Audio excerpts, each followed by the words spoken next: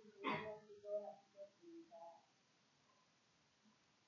모세가 너희 머리를 들이시오나 영원한 모세가 들이시오나 요단의 강을 새로 가시리로다.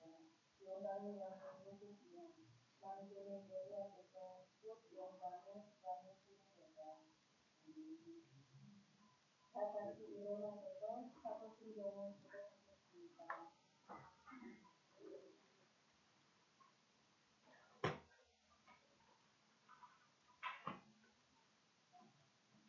나는 전능하신 아버지 하나님, 저희의 선지자를 믿습니다. 나는 주의 유일하신 아들, 우리 주 예수 그리스도를 믿습니다.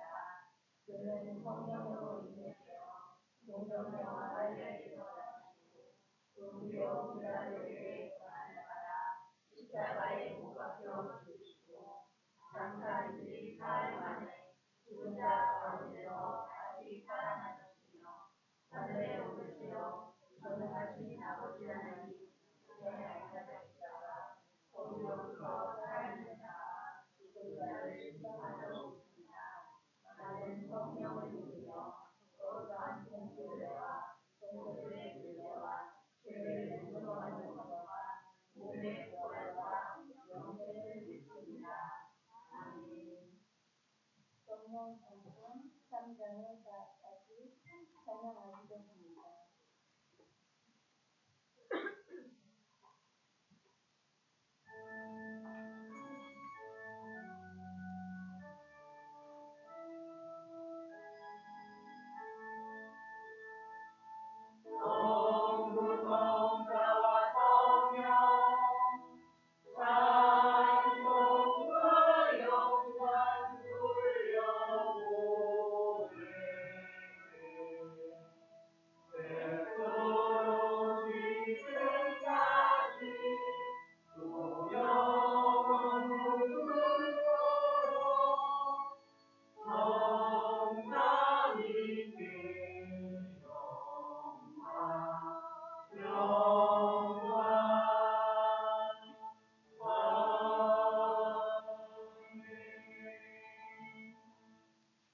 교동문 112번 다 같이 계속하시겠습니다.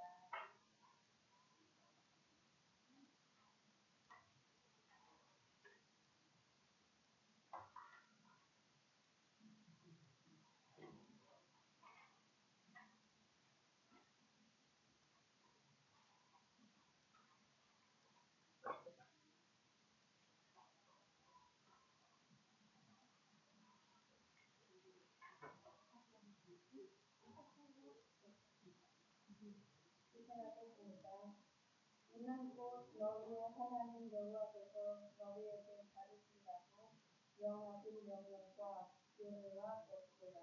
너희가 건너가서 차지할 땅에서 행할 것이니 곧 너와 내 아들과 내 손자들이 평생에 내 하나님 여호와를 경외하며 내가 너희에게 명한 분모를 들으라. 명령을 지키게 하시리라 하시며 또 내 아들 장구하게 하기 위한 것이라. 이스라엘아 듣고 항상 그것을 행하라. 그리하면 내가 복을 받고 내 조상들의 하나님 여호와께서 내게 허락하시리니 젖과 꿀이 흐르는 땅에서 내가 그를 번성하리라. 이스라엘아 들으라. 우리 하나님 여호와는 오직 유일한 여호와시니 너는 마음을 다하고 뜻을 다하고 힘을 다하여 내 하나님 여호와를 사랑하라. 아멘. 자리에 앉아주세요.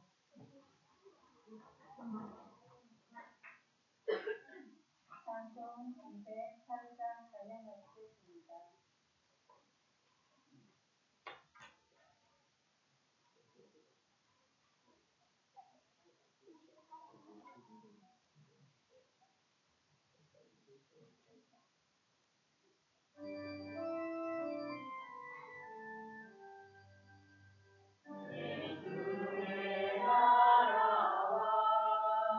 주의 진 성전아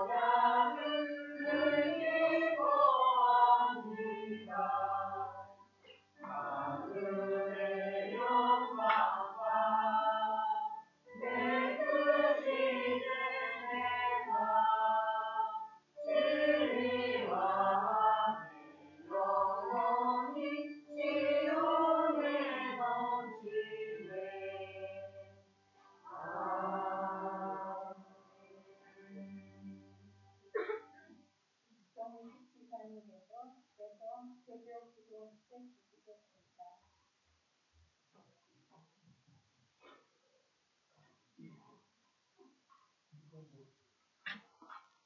기도하겠습니다.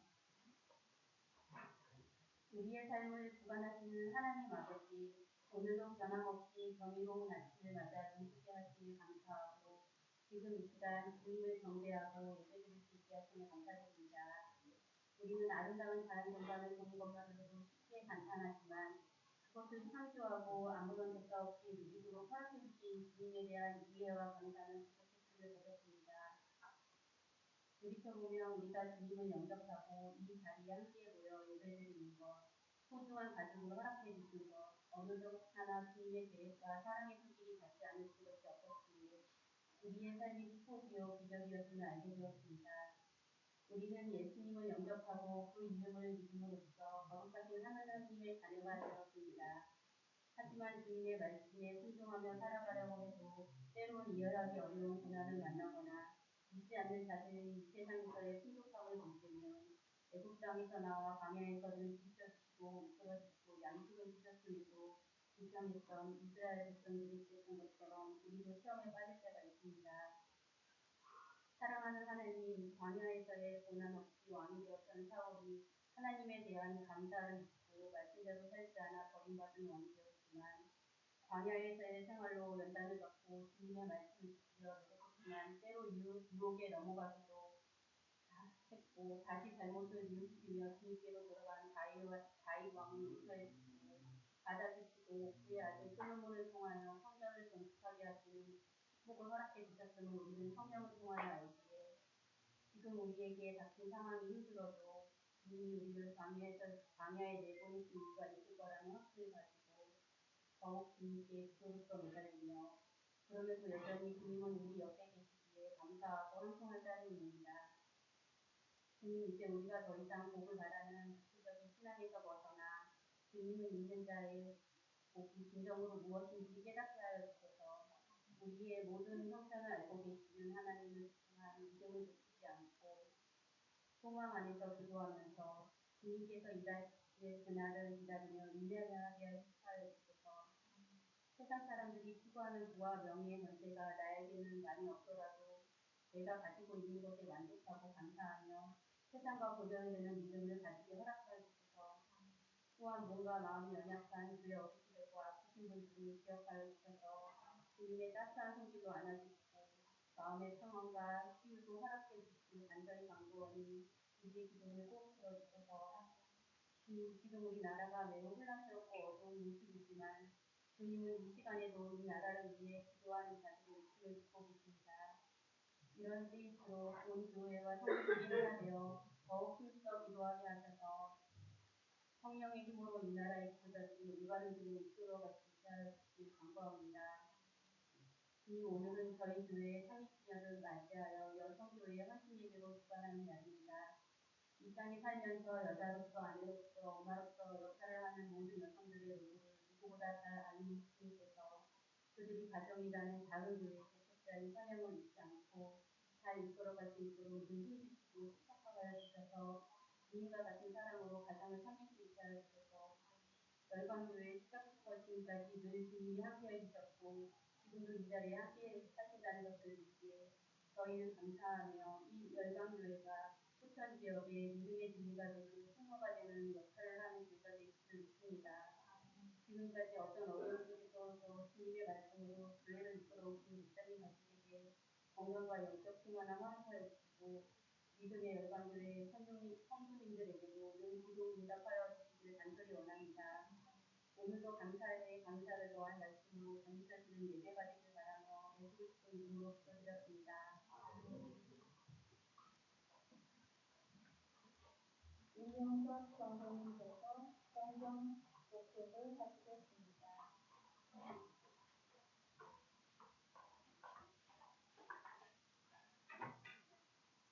오늘 성경 공부하겠습니다. 오늘 말씀은 베드로전서 2장 1절부터 10절까지입니다.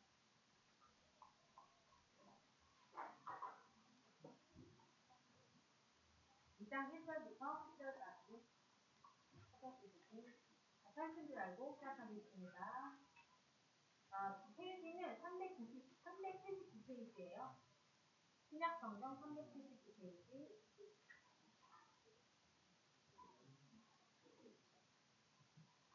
그러므로 모든 악독과 모든 비난과 외식과 시기와 모든 비난하는 말을 버리고 갓난 아기들 같이 순전하고 순정한 것을 사모하라. 이는 그로 말미암아 너희로 구원에 이르도록 자라게 하려 함이라. 너희가 주의 인자하심을 맛보았으면 그리하라. 사람에게는 버림받아 되었으나 하나님께는 택하심을 지금 보배로운 상속이신 예수께 나아가 너희도 산돌같이 선량한 집으로 세워지고 예수 그리스도로 말미암아 하나님이 기쁘게 받으실 선량한 제사를 드릴 거룩한 제사장이 되시리라. 성경에 기록되었으되 보라 내가 택한 보배로운 모퉁이돌을 시온에 두노니 그를 믿는 자는 부끄러움을 당하지 아니하리라 하였으니 그러므로 믿는 너희에게는 보배이나 믿지 아니하는 자에게는 건축자들이 버린 그 돌이 모퉁이의 머릿돌이 되고 또한 부딪히는 돌과 걸려 넘어지게 하는 다리가 되었다 하였느니라. 그들이 말씀을 순종하지 아니하므로 넘어지나니 이는 그들을 이렇게 정하신 것이라.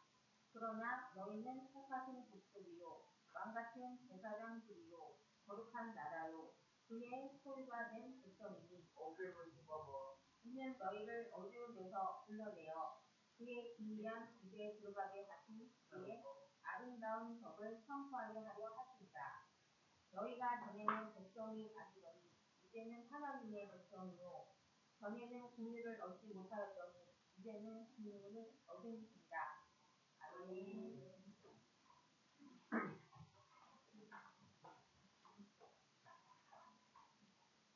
여성들의 불편한 장소에 드렸습니다.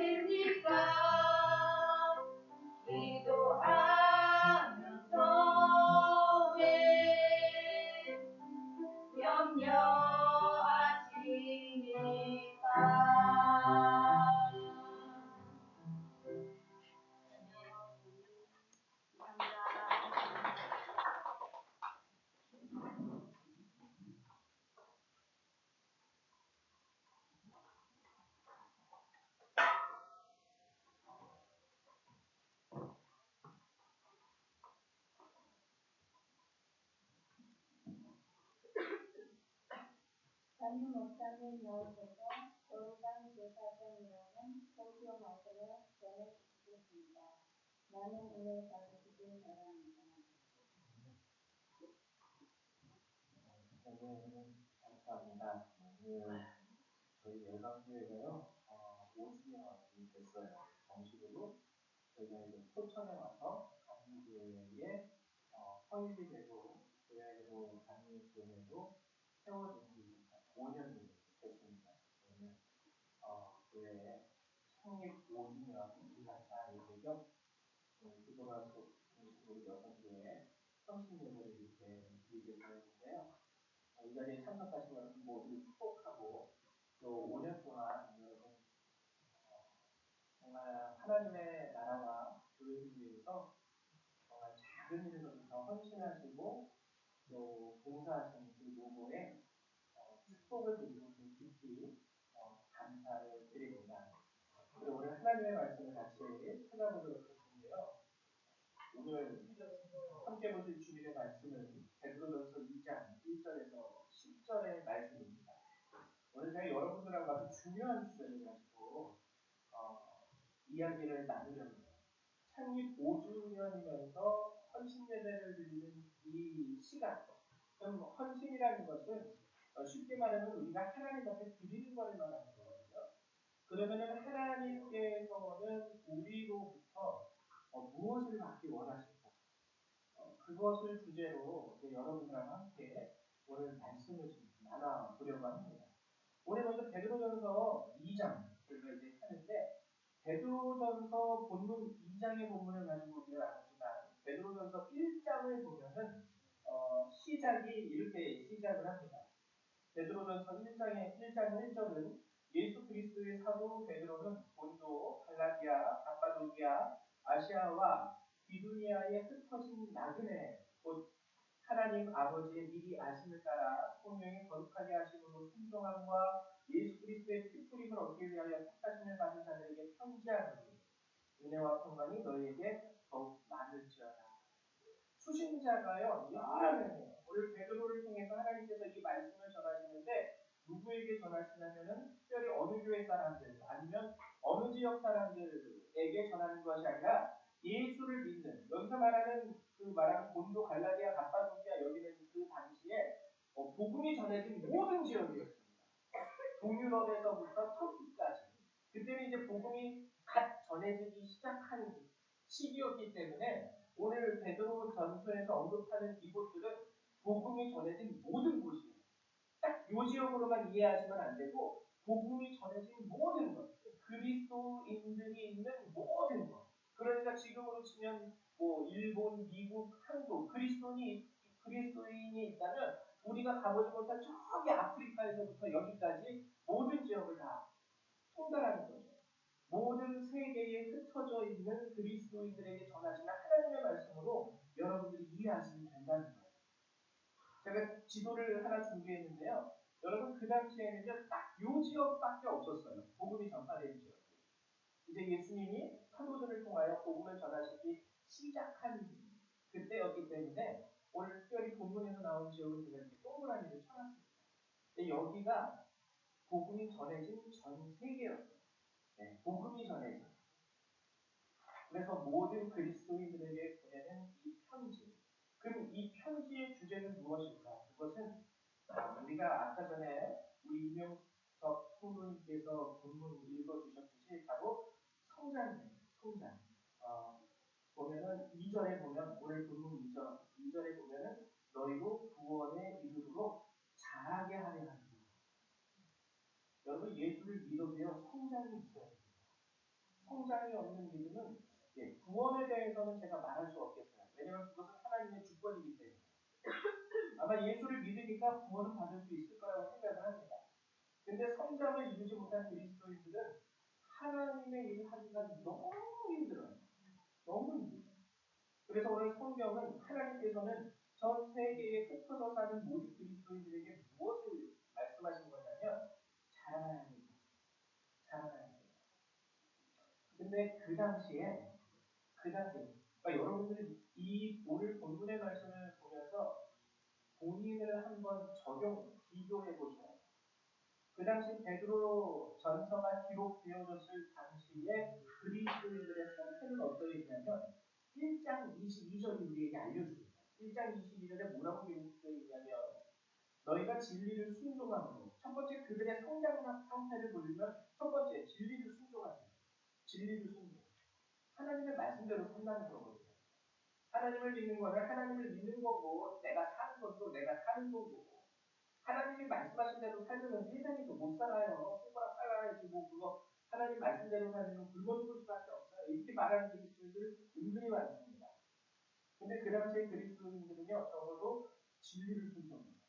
그리고 너희의 영혼을 깨끗하게 하여 거짓이 없이 형제를 사랑하기에 이르렀으니 이 말씀이 그 당시 베드로 전서가 쓰여졌을 그 당시 성도들의 영적인 성장 상태를 알 수 있는 그 말씀이 이들은 진리를 순종했구나. 하나님의 말씀이라면 무조건 순종한다. 그리고 형제를 사랑하기까지 성장했구나. 이거 정말 예수를 믿으면서도요 형제를 사랑하게 된다는 게 쉬운 일이 아닙니다.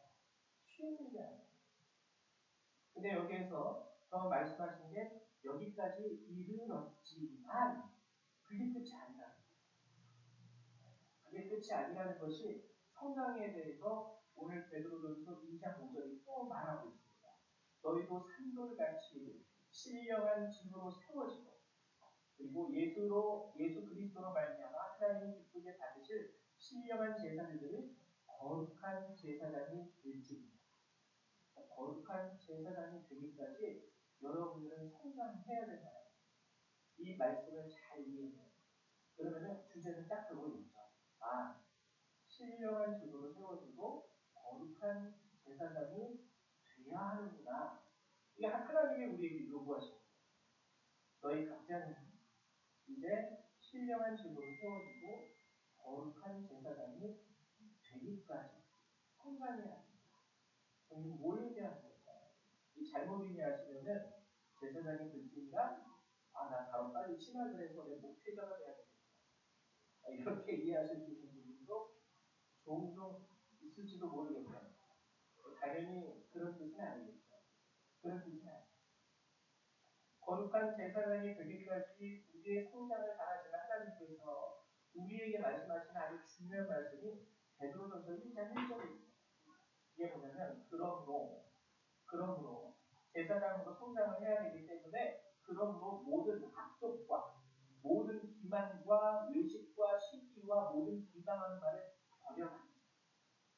이거를 처음으로 하나님께서 우리에게 요구하신 겁니다. 버릴 것들.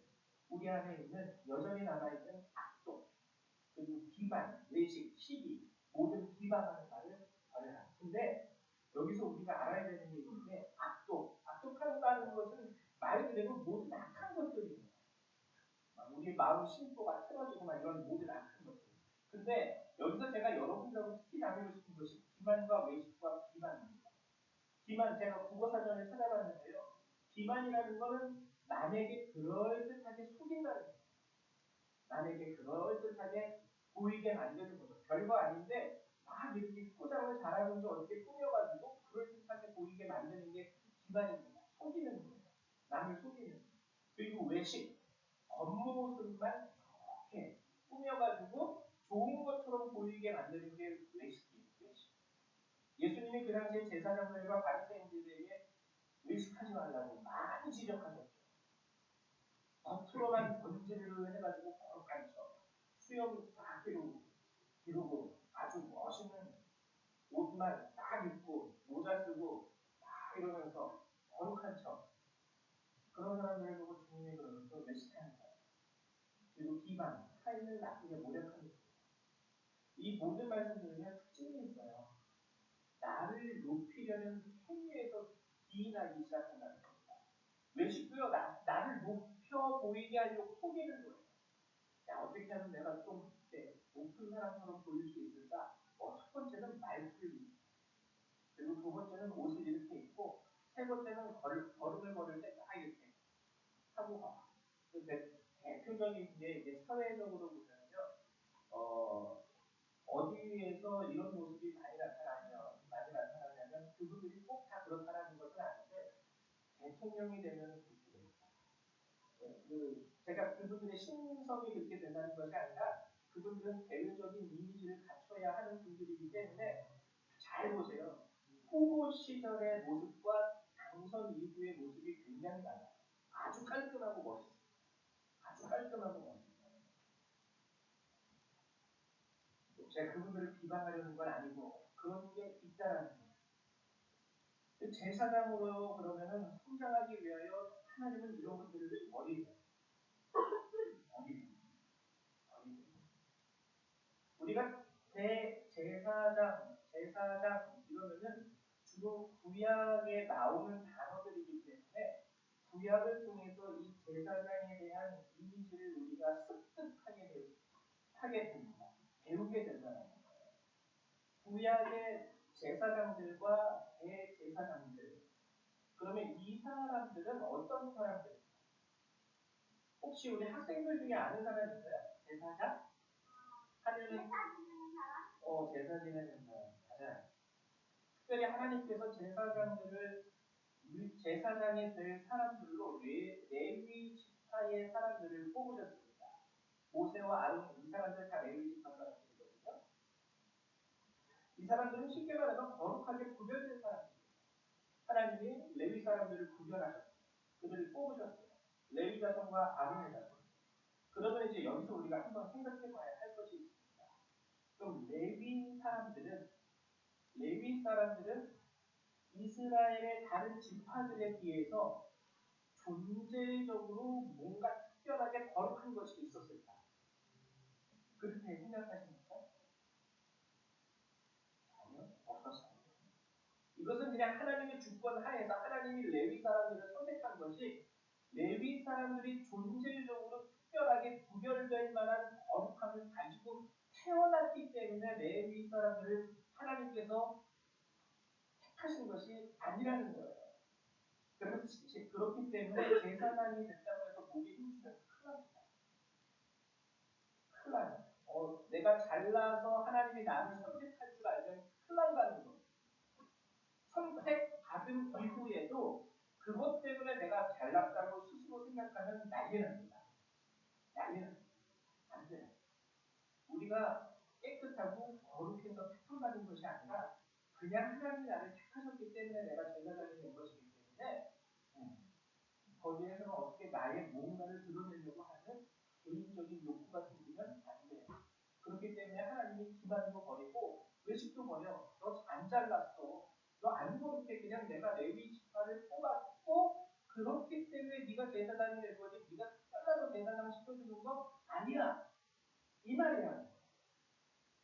그래서 레위기 21장 4절에서 6절 보면 이런 말씀이 있습니다. 그러므로 제사장은 그의 백성의 어른인즉 자신을 더럽혀 흑되게 하지 말지니라. 제사장들은 머리털을 깎아 대머리 같게 하지 말며 자기 수염 양쪽을 깎지 말며 살을 띠지 말고 그들의 하나님께 대하여 거룩하고 그들의 하나님의 이름을 여호와 향 화제 곧 그들의 하나님의 음식을 드리는 자인지 거룩할 것이다. 이 말의 뜻이 뭐냐면 마지막에 그들의 하나님의 음식을 드리는 자인지 이거 뭐냐면 하나님 앞에 나아가는 자라는 뜻입니다. 여러분 아마 여성분들은 다 경험해 보셨을 것 같은데 특별히 이제 우리 나이 드신 권사님 세대 옛날에 이제 시집 가고 며느리가 되면은 밥상 차려서 어떻게 하죠? 시아버지 시어머니 살아계시면 그거 들고 어디로 가요? 그렇죠. 시아버지 시어머니가 있는 방에 가서 이렇게 밥상을 차려놓고 그분들 앞에 가서 이렇게 음식을 드리죠. 그걸 말하는 거예요. 너네들은 하나님 앞에 들어가는 자들이다.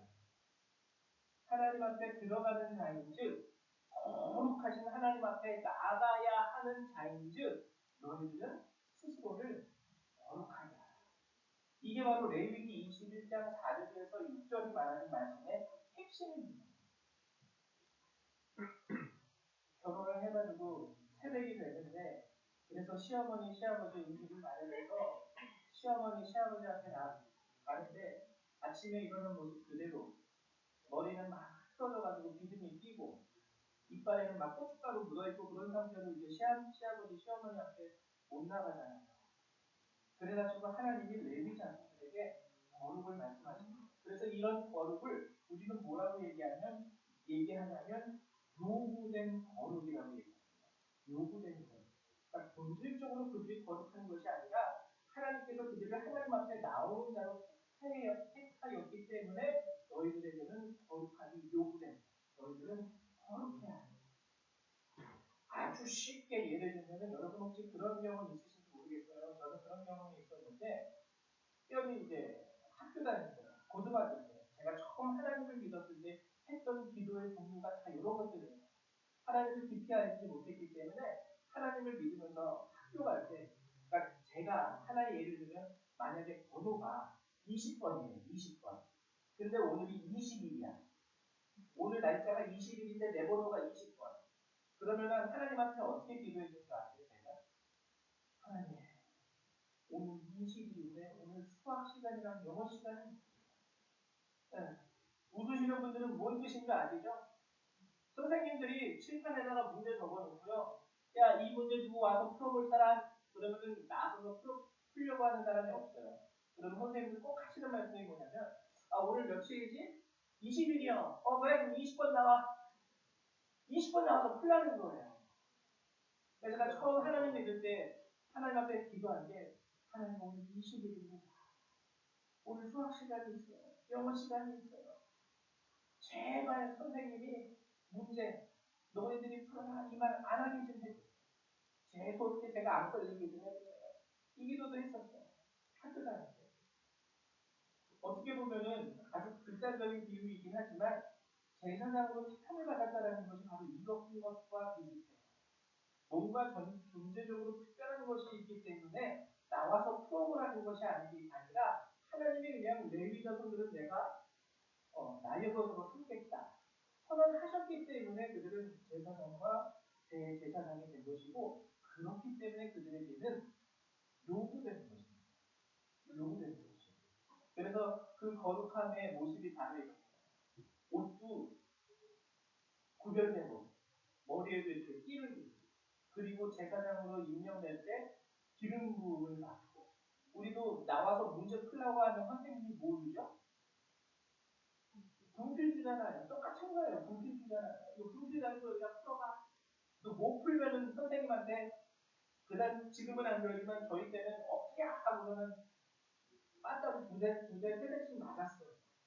그래서 제사장들도요 잘 못하면 하나님께서 무지하게 그들을 벌하셨어요. 무지하게 벌하셨어요. 여러분 바로 이게 구약의 제사장, 그러니까 제사장에 대해서 다른 이해를 가질 수 있어요. 존재적으로 특별하고 거룩한 사람들이 아니에요. 하나님께서 주권적으로 그들을 그냥 택하셨고 그렇기 때문에 그들에게는 하나님이 요구하시는 특별한 거룩함이 있어요. 당시에는 그 성소와 지성소에 아무도 들어갈 수가 없었습니다. 성소와 지성소는 하나님의 계시는 곳이었기 때문에 특별히 지성소는요 제사장들도 못 들어가고 대제사장도 못 들어가요. 지성소에는 특별히 하나님께서 허락하신 1년에 딱 하루 대속죄일 하루만 들어갈 수 있었어요. 볼 수도 없었습니다. 그래서 두꺼운 휘장, 쉽게 말하면 커튼으로 지성소는 완전히 가려놨어요. 아무도 못 보고 아무도 들어갈 수 없도록. 제사장들도 죄인들이었기 때문에 하나님이 허락하신 날, 허락하신 일을 위하여 들어갈 뿐이지 하나님 앞에 나아갈 수 없었어요. 근데 아주 놀라운 일이 일어나게 됐어요. 그게 뭐냐면 이 휘장, 지성소를 가려놓았던 이 두꺼운 휘장이 쫙 하늘로부터 두 갈래로 찢어지는 사건이 벌어집니다. 언제 벌어졌죠? 예수님이 십자가에 돌아가셨어요. 이 휘장이 찢어졌다라는 것은 뭘 의미하는 걸까요? 아무도 들어갈 수 없는 곳, 아무도 볼 수 없는 그곳을 하나님이 이제는 열어놓으셨다는 것이죠. 누구든지 옛날에는 제사장이나 일반인이나 누구나 이방인이나 상관없이 죄인이었기 때문에 거룩하신 하나님 앞에 나아갈 수가 없었습니다. 하나님이 허락하시는 그날에 오직 대제사장 한 사람만 들어갈 수 있었는데 이제는 하나님께서 그걸 찢어버리시고 모든 사람, 왜? 예수 그리스도께서 모든 죄를 짊어지시고 돌아가셨기 때문에 이제는 이방인이든 이스라엘 사람이든 포마든 노인이든 제사장이든 아니든 다 하나님의 성전에 들어갈 수 있도록 하나님이 허락해 놓으셨다는 거예요. 그래서 우리는 신학적으로 이것을 뭐라고 얘기하냐면 만인 제사장이라고 얘기해요. 모든 사람들이 이제 다 제사장이에요. 모든 사람들이 이제 다 대제사장이 될 수 있다. 예수께서 십자가에 죽으심으로 말미암아 죄가 사해졌기 때문에 우리는 우리의 모습 그대로 예수 그리스도의 권능을 의지하여 하나님 앞에 나아갈 수 있게 되었다는 거예요. 근데 이제 여기서부터가 중요해요. 아까 제사장들에게는 하나님이 거룩함을 요구하셨다는 거죠. 이스라엘 사람들에게는 그런 것을 요구하지 않으셨어요. 예를 들면 머리를 깎지 말아라, 수염을 깎지 말아라 이런 거 이스라엘 사람들한테는 요구 안 했어요. 근데 대제사장에게는 요구했습니다. 게다가 하나님이 어느 정도까지 요구하셨냐면 여러분 우리가 여러분 한번 그런 경우 있죠. 집에서 이렇게 칼질, 특히 엄마들 주방일 하다 보면은 아유 하고 손대신 적이 있죠. 제사장들은 이것도 허락 안 됐어요. 칼질하다가 손대가지고 피가 나면 난리가 나는 거예요. 하나님 앞에 나가야 되는데 육적으로도 조그마한 특별조차 하나님이 허락하시지 않으셨기 때문에 그게 그들에게 요구된 거룩함이었습니다. 그 당시. 근데 예수 그리스도께서 십자가에 돌아가시고 휘장이 찢어진 이후에 우리는 모두가 다 하나님 앞에 나아갈 수 있게 되었는데 여기서 우리가 알아야 되는 게 뭐냐면 우리도 하나님 앞에 나아갈 수 있어 라는 것만 알면 안 돼요. 그러면 우리도 모두 제사장이 되는 거네? 맞아. 근데 여기서 우리가 알아야 되는 건 뭐냐면 그러면 제사장으로서 하나님이 우리에게 요구하시는 거룩함이 또 있을까요? 없을까요? 있어요. 하나님 앞에 나아가는 자에게는 하나님이 거룩을 요구하셨습니다. 근데 이제는 모두가 다 제사장이기 때문에 모든 사람에게 요구하시는 또 특별한 거룩함이 있어요. 그럼 그 거룩함이 무엇일까? 구약시절에 하나님이 그러했듯이 대제사장들에게 그러했듯이 머리털을 깎지 말고 수염을 베지 말고 칼질하다가 손가락 칼에 베이지 말고 이런 것들을 하나님이 요구하셨습니다. 아니에요. 하나님이 요구하시는 거룩함의 모습도 예수 그리스도 이후에 바뀌어집니다.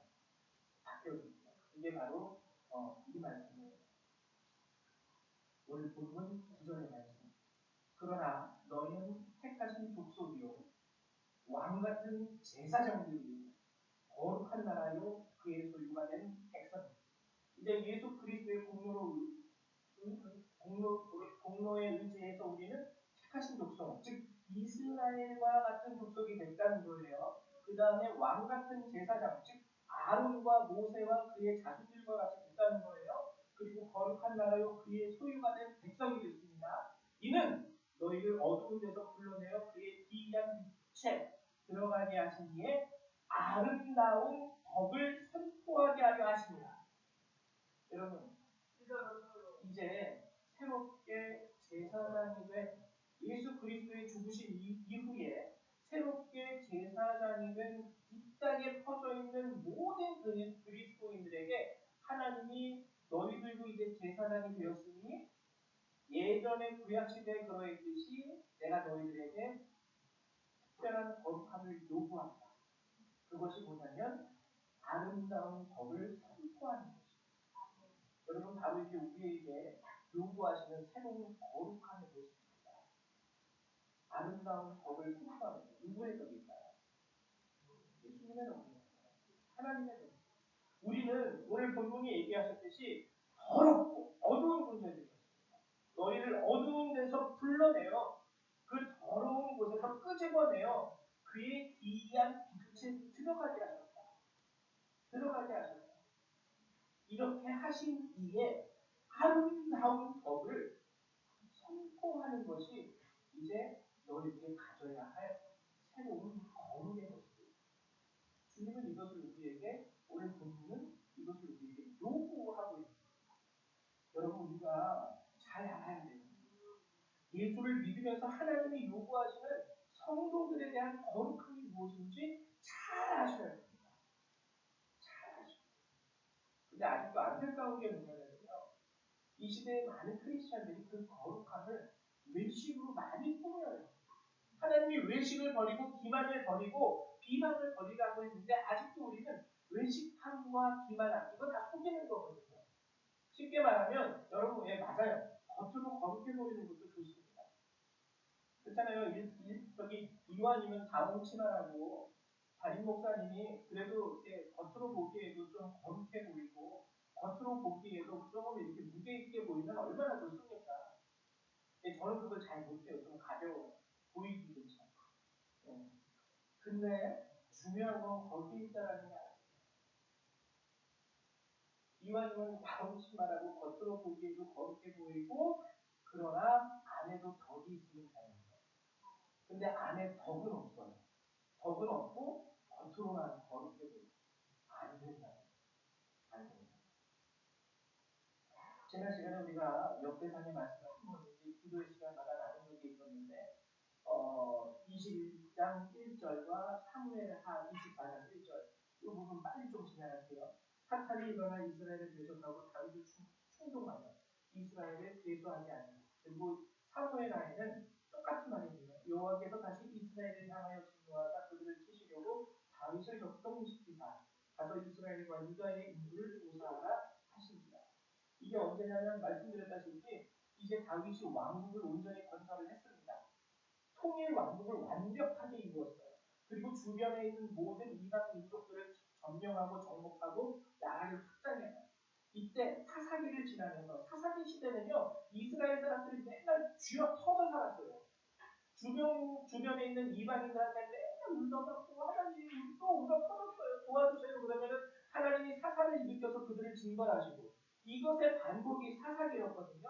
근데 사사기가 끝나고 이제 사울왕을 지나고 다윗이 완벽한 왕국을 건설했습니다. 그동안 괴롭혀왔던 이방 민족들을 정복하고 그들을 노예로 삼고 그들의 땅을 정복하고 영토가 확장되었습니다. 이때 이스라엘과 다윗의 마음에 일어났던 게 뭐냐면요. 교만한 거예요. 이제는 우리가 왕이야. 이제는 우리가 최고야. 그걸 하나님이 벌하기로 작정하십니다.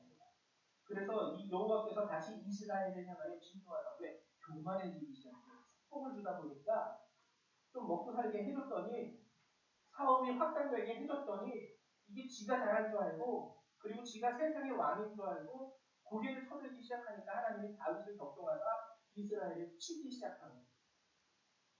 많은 사람들이 죽었어요. 하루에 7만 명이 죽었어요.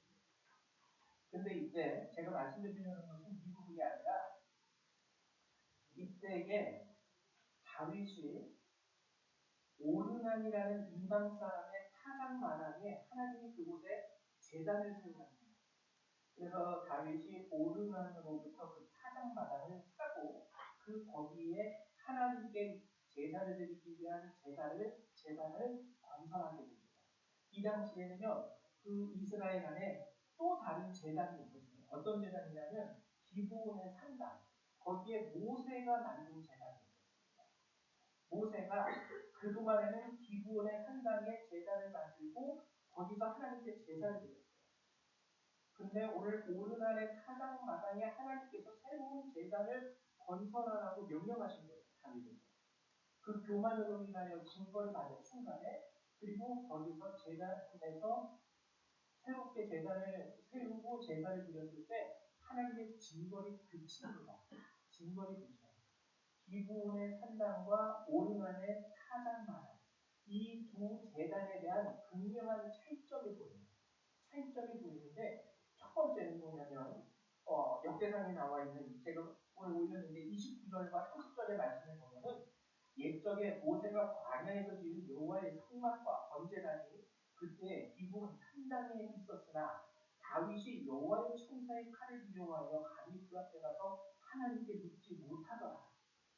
이 기브온의 산당의 특징, 모세가 세운 제단의 특징에 대해서 여러분들 감이 오죠. 여기는 범접할 수 없는 곳이에요. 오, 무서워. 야, 너 거기에 죄 지고 있으면 감히 죽어.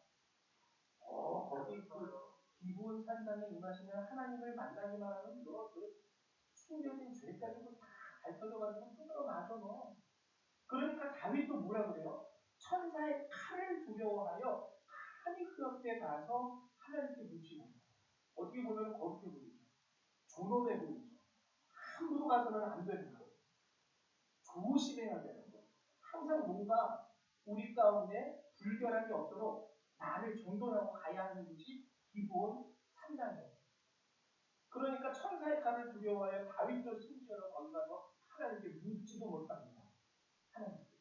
근데 오르난의 타작 마당에 세운 제단, 죄 가운데 그곳에 제단을 지었고 그곳에서 제단을 드리니까 하나님이 받으시고 내리셨던 징벌을 멈췄어요. 그걸 보고 다윗이 뭐라고 고백하냐면, 다윗이 이르되 이는 여호와 하나님의 선전이요 이는 이스라엘의 번제단이라 하였다.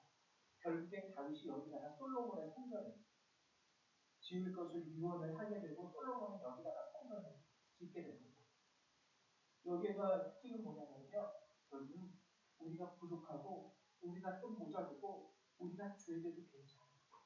여기 가서 기도하면 하나님이 우리를 고치시고 우리를 살리시고 우리를 회복시키시고 우리의 죄를 용서해 주시는 거죠. 여기는 하나님의 은혜가 있는 곳입니다. 오르난의 타작 마당. 그러나 모세가 세운 그곳은요, 죄인으로서는 갈 수 없는 곳입니다. 근데 우리는 여러분 거룩함을 어디에다가 더 많이 신경을 쓰게 됩니다. 거룩함에서 모세가 세운 그 제단, 구별되고 특별하고 아무나 못 가고 함부로 할 수 없고 이런 이미지를 우리는 거룩으로 봐요. 이런 이미지. 아니야. 하나님도 성경 여러 군데에서 이 산당에 대하여 말씀을 하십니다. 하나하나 읽어드릴까요? 열왕기상 15장 14절. 다만 산당은 없애지 아니하니라. 그러나 아사의 마음이 일평생 여호와 앞에 온전하였습니다. 열왕기상 22장 43절. 여호사밧이 그의 아버지 아사의 모든 일로 행하며 돌이키지 아니하고 여호와 앞에서 정직히 행하였으나 산당은 폐하지 아니하였으므로. 열왕기하 15장 4절. 오직 산당을 제거하지 아니하였으므로 백성이 여전히 그 산당에서 제사를 드립니다. 역대하 산당은 이스라엘 중에서 제하지 아니하였으나 아사의 마음이 일평생에 온전하였다. 이 말씀 안에서도 하나님이 정말 원하시는 제사의 모습이 어디에 있는지 우리가 유추할 수 있습니다. 하나님은요, 우리를 자녀 삼아 주셨는데 자녀가 아빠 보기 힘들어하면 어떡해요? 그렇지 않아요? 우리 아빠한테 가면 다 나눠 죽어. 그러면 큰일 나잖아요. 그래서 하나님은요, 이 모세가 지었던 환상을 폐하시고, 죄인이라면 내 아들 부족하고 모자르고 죄될지라도 혹시라도 와서 아버지 제가 죄졌어요. 용서해 주세요. 아버지 제가 아버지의 은혜가 필요해요. 간구할 수 있는 그곳을 하나님은 그곳에다가 솔로몬의 성전 짓기를 허락하셨다는 거예요. 이것이 바로 주님이 원하시는 거룩의 본질이에요. 거룩의 어디 감히 이게 아니라 누구라. 오늘 보면은 또 그런 거 있죠. 마태복음 7장 22절에서 23절. 이것도 한번 수요일날 저희가 함께 나누던 부분인데, 그날에 많은 사람이 나더러 이르되 주여 주여 우리가 주의 이름으로 선지자 노릇하며 주의 이름으로 귀신을 쫓아내며 주의 이름으로 많은 권능을 행하지 아니하였나이까. 근데 23절에 그때 내가 그들에게 말씀하라되 내가 너희를 도무지 알지 못하니 불법을 행하는 자가 내게서 떠나라. 주님의 은혜입니다. 귀신도 쫓아내고요, 병든 자도 고쳤고요, 별의별 권능을 다 행했는데 하나님은 그들이 향하여 말씀하시기를 나는 너를 몰라. 그리고 불법을 행했더라. 왜 불법을 행했다는 말이 여기서 나왔을까요? 하나님께서 말씀하신 이 새로운 거룩의 모습을 쫓아가지 않았다라는 거예요. 쉽게 말하면 이거죠. 너 귀신 쫓아내본 적 있어? 너 병든 자 고쳐본 적 있어? 어디 병든 자도 못 고쳐본 자식이 하나님은 그 모습을 보고 불법을 행하셔요. 이게 이스라엘의 모습이었습니다. 이스라엘의 모습, 다윗의 모습. 하나님이 그 모습에 진노하셔서 이스라엘을 치신고 샀잖아요. 이것들이 조금 높여줬더니만 지들이 뭐 되는 줄 알고 바로 하나님이 원하시는 온전한 거룩함의 모습은 마태복음에 나와 있습니다. 뭐라고 얘기하시냐면 34절, 마태복음 25장 34절에서 읽어드릴게요. 그때 임금이 그 오른편에 있는 자들에게 이르시되 내 아버지께 복을 받은 자들이여 나와 창세로부터 너희를 위하여 예비된 나라를 상속받으라. 내가 줄일 때에 너희가 먹을 것을 주었고 목마를 때 마시게 하였고 나그네 되었을 때 영접하였고 헐벗었을 때 옷을 입혔고 병들었을 때 돌보았고 옥에 갇혔을 때 와서 도왔습니다. 여러분, 이들은 귀신을 쫓아낸 경험 없습니다. 병든 자를 살려본 경험도 없어요. 근데 하나님께서는 그들에게 말씀하시기를 너희를 위하여 예비된 나라를 상속받으라 라고 얘기합니다. 정말 하나님이 원하시는 거룩의 모습이 어디에 있는지 여러분 깨달으시면 더 아름다우신 그 덕을 선포하게 하려 하십니다. 스스로 거룩으로 나를 기만하고 스스로 거룩이라는 모습으로 하나님 앞에 의식하는 모습을 보이면 우리는 불법을 행하는 겁니다. 마지막으로 말씀드릴게요. 베드로전서 2장 1절 3절. 그러므로 모든 악독과 모든 기만과 외식과 시기와 모든 비방하는 말을 버리고, 아까 말씀드렸듯이 이것은 나를 높이는 행위에서 기만하는 것으로 나오는 죄악들이거든요. 나를 높이려는 제사장이 되지 말고 3절 너희가 주의 인자하심을 받고 왔으면 그리하라.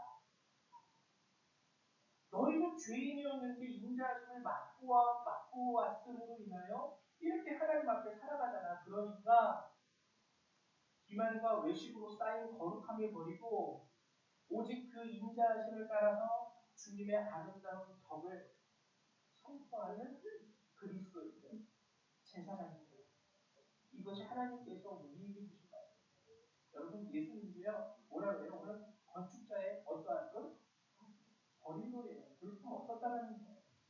하나님도 겉으로 보기에는 버린 돌. 여러분은 혹시라도 교회 크기에 따라서 목사님을 구별하지 마십시오.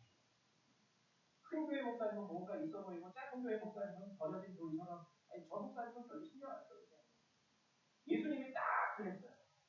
사람들이 예수님에 대하여 하나님의 권능, 하나님의 말씀, 하나님의 기적을 베풀었음에도 불구하고 바리새인들과 대제사장들, 머리에 관을 쓰고 관으로 기름 부음을 받고 거룩한 에봇을 입고 다녀서 그 사람들은 예수님이 귀신을 쫓아내고 죽은 자를 살려도요 어림돌을 취급했어요. 아이 예수 쟤는 저기야 신경 덜 쓰지 마. 이렇게 딱 우리의 신앙생활 가운데 그런 모습이 있으면 난리나는 겁니다. 교회 안에서도 저 집사는 일단 빼라. 저 권사님은 일단 그냥 지워버려. 안 된다. 안 된다. 왜? 그들 다 하나님 자녀성이죠. 왜? 그들 다 하나님이 살리시기 위하여 예수의 피라는 값을 지불하는 거예요. 그 사람 자체를 무시한다는 것은 그 사람을 위하여 흘리신 예수의 피를 무시하는 거예요. 오늘 D.L. 무디라는 목사님이 계세요. 이 D.L. 무디 목사님은 참 대단하신 분입니다. 정규 교육을 제대로 받지 못하신 분이에요. 쉽게 말하면 우리 치면 초등학교 졸업이 이분의 전체 학력이에요. 근데 이분이 놀라운 미국의 군사이자 역사에 남을 만한 기독교의 성인과 같은 목사님이신데요. 이분이 이런 말씀을 하셨어요. 100사람 중 하나가 성경을 읽으면 나머지 99은 그리스도인입니다. 한 사람이 성경을 읽고 하나님의 아름다운 덕을 선포하는 삶을 살게 되면요. 그 사람의 삶을 바라보는 99명이 그리스도를 보게 됩니다. 여러분 이게 우리에게 요구하신 하나님의 새로운 거룩입니다. 여러분들이 이걸 가지실 수 있어요. 쉽지 않습니다. 살다 보면 속 터지고 저 사람은 왜 하나 나를 쥐어짜는 거야.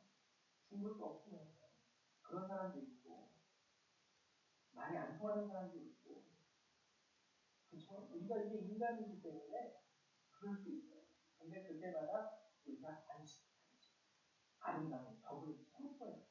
이게 하나님이 내게 주신 말씀이고 명령이고 나는 이제 하나님 앞에 나아갈 수 있는 스스로 나아갈 수 있는 제사장과 같습니다. 택함 받은 아브라함의 자손. 그 자손에게 오늘 주님은 너를 택하시는 구원하시는 아름다운 법을 선포해. 이것이 너에게 주어지는 새로운 요구되어진 법이다. 여러분들이 이것을 깨달으셨나요? 저희가 5년 됐어요. 제가 저희 성도님들을 보면은 그래도 다 이 일에 대해서 선을 다하시면서 열심으로 살아오신 분들이 느껴져요. 근데 오늘 아까 정민도 기사님 기도하실 때 참 그 기도가 마음에 많이 닿았던 것 중에 하나가 뭐냐면 아까 어디에요? 여러분들 어머니들을 어디에 세우셨다고요? 기도하셨을 때 여기가 첫 번째 여러분들이 법을 선포해야 할 가정에 가보면 믿지 아니하는 형제와 자매들과 뭐 믿지 아니하는 부모라든지 믿지 아니하는 자식이라든지 꼭 한 명씩은 끼어 있죠. 그러면 그들 앞에서 우리가 해야 되는 건 뭐냐면 제사장으로서 나를 구원하시는 아름다운 덕을 그들에게 선포하는 겁니다. 여기에서 그 아름다운 덕을 저한테 뭐 선포하려고 애쓰실 필요도 없고요. 장로님이나 다른 집사님 물론 우리가 서로 아름다운 덕을 서로에게 선포해야 되겠지만 더 중요한 것은 저 밖에서 선포하는 거예요. 교회에서는 예배 잘 드리고 밖에서는 막 목소리 높이면서 막 핫대질하면은 난리 나는 거예요. 그러한 저와 여러분이 되시기를 주님의 이름으로 축원드립니다. 우리 이 시간 하나님의 말씀을 같이 낭독하는 시간 갖도록 하겠습니다. 누가복음 6장 41절입니다. 함께 낭독합니다. 시작. 너희는 나를 불러 주여 주여 하면서도 어찌하여 내가 말하는 것을 해야지 아니야. 그 다음에 말씀이요. 시작. 나무는 각각 그 열매로 아나니 가시나무에서 무화과를 또는 찔레에서 포도를 따지 못하느니라. 마지막 시작. 선한 사람은 마음에 쌓은 선에서 선을 내고 악한 자는 그 쌓은 악에서 악을 내가니 이는 마음에 가득한 것을 입으로 아멘. 이 말씀으로 여러분들이 주께서 정말 기뻐하시는 아름다운 제사장 되시기를 축원드립니다. 잠깐 기도하고 끝낼게요. 사랑과 은혜가 많으신 하나님 참으로 감사를 드립니다. 감히 하나님 앞에 나아갈 수 없는 저희들이 없지만 예수 그리스도의 공로로 인하여 하나님 휘장 하늘에서부터 땅으로 찢어지고 감춰져 있었던 아무도 보지 못하고 들어갈 수 없었던 그곳이 우리 모두에게 열리고 누구라도 죄가 있든 흠이 있든 혈전이 있든 하나님께서는 이제 그들 제사장으로 삼으시다 당신 앞에 나올 수 있는 길을 허락하셨습니다. 그러나 주님, 우리에게 또한 제사장으로서 주님이 요구하신 그 거룩한 것, 주님의 그 아름다운 덕을 선포하게 하시는 그 거룩함을 우리의 삶 가운데 우리가 드러내며 살아갈 수 있도록 도와주시옵소서.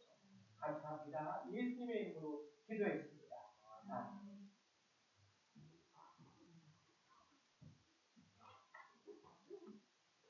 구원찬송 180장을 다 같이 전해드리겠습니다.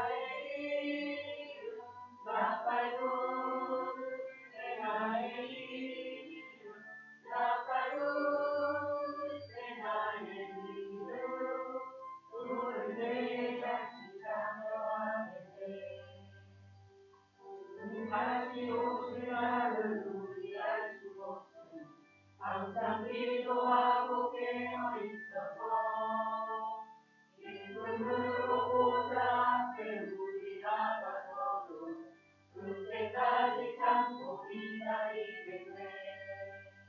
나팔불 때 나의 이름 나팔불 때 나의 이름 나팔불 때 나의 이름 우리의 잔치 참여하겠네. 목사님께서 구원찬 기도를 해주시겠습니다. 기도합니다. 사랑과 일어나는 하나님, 정말 우리 가운데 이렇게 열방교회라는 하나님께 하시고 한 가족을 유지하시고 또 주님을 이렇게 섬길 수 있도록 허락하여 주시면 감사드립니다. 주께서 이 교회를 세우시고 우리 가운데 하나님께서 또한 하나님의 은혜를 더하여 주시고 그 은혜 가운데 가족이 되게 하셨사오니 하나님 이곳에서 하나님의 말씀을 나누며 주의 사랑으로 살아가고 주의 아버지 능력으로 섬기고 헌신하고 하나님의 뜻을 위하여 하나님 이 땅 가운데서 우리의 삶을 하나님께 드릴 수 있게 저와 우리 모든 성도들을 축복하여 주시옵소서. 오늘도 주께서 우리에게 허락하신 그 은혜에 감사하는 마음으로 우리 성도님들 감사의 예배를 또 주께서 명하신 11조의 예배가 이에 더하여 하나님 교회를 위하여 큰 감사의 예배를 또한 내어드립니다. 하나님 이 예물을 귀하게 받아주시고 기쁘게 받아주시고 드린 손길 가운데 은혜와 축복을 더하여 주시옵소서. 감사합니다. 예수님의 이름으로 기도했습니다. 아멘.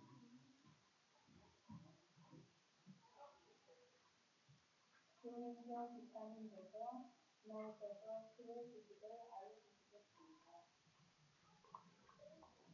감사합니다.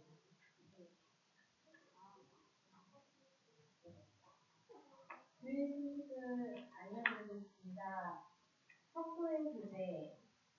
오늘은 열방 감리교회에 오시는 39년 주일입니다. 우리 교회를 세우시고 신앙 안에서 한 가족이 되게 하신 주님께 감사드리며 성도 여러분께도 감사드립니다. 오늘 예배에 수련을 맡아주신 여성교회 성도들께 감사드립니다. 예배 후 작은 다과회가 준비되오니 모두 참석해 주시기 바라며 또한 교회에서 각 가정당 작은 선물을 드리겠습니다.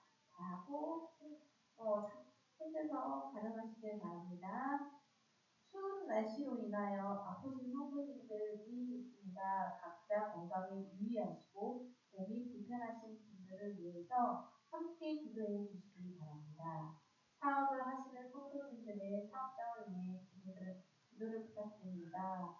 홍길표 장로님의 농장과 조민경 집사님의 부기샵, 정민숙 집사님 가정의 식당 연천이 있습니다. 식당을 위해 기도해 주시기 바랍니다. 감사합니다. 다 함께 일어나셔서 찬송 1장을 찬양하시겠습니다.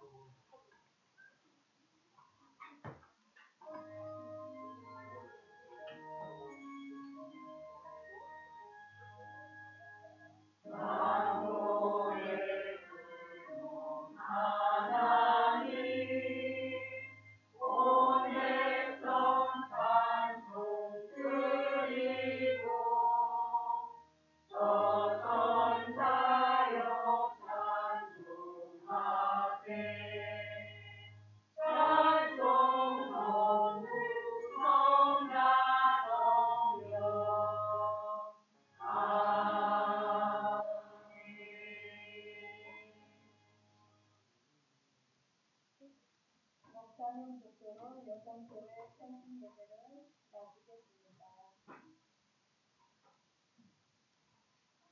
하나님과 은혜가 많으신 주님, 이제 저희가 이 말씀을 듣고 이 예배를 마치고 우리 삶의 자리로 돌아가게 됩니다. 주님, 주께서 말씀하셨사오니 하나님의 자녀요 제사장으로서 오늘 주께서 우리에게 명령하신 그 아름다운 법을 우리 삶의 자리에서 선포하는 살아가는 참된 제사장 되게 하여 주시옵소서. 이 예배를 마치고 돌아가는 모든 그리스도인들은 그들의 삶과 머리 위에 하나님의 은혜와 예수 그리스도의 사랑과 성령의 능력이 늘 항상 함께하여 주시기를 성부성자 성령 하나님의 이름으로 간절히 축원하옵나이다. 아멘. 감사합니다.